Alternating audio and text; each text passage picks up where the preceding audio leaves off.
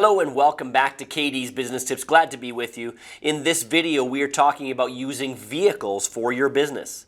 If you drive a vehicle to pick up supplies maybe, to drive clients around, to go to clients' houses, to go back and forth to different job sites that you're working at in different locations maybe, then you need to make sure you're maximizing your vehicle expense write-off in your business.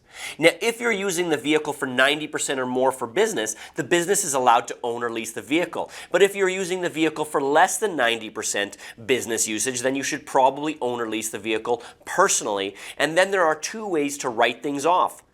Almost always you are going to want to have a mileage log unless the vehicle is exclusively for business. Now, if you have two vehicles, a personal and a business vehicle, that works very well. The one in the business, it's in the business, it's registered by the business and so forth.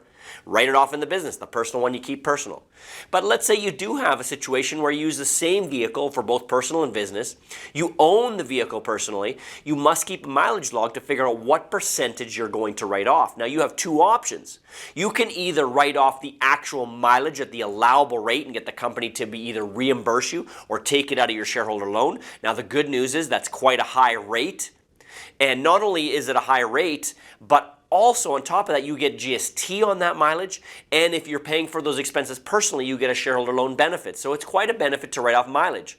But in some cases where a vehicle is very expensive to maintain and run, it's a gas guzzler and so forth, you may be better off to write the percentage off based on the mileage of used for business divided by the total, times that percentage by all your vehicle expenses. Now, you also get to write off depreciation if you own it.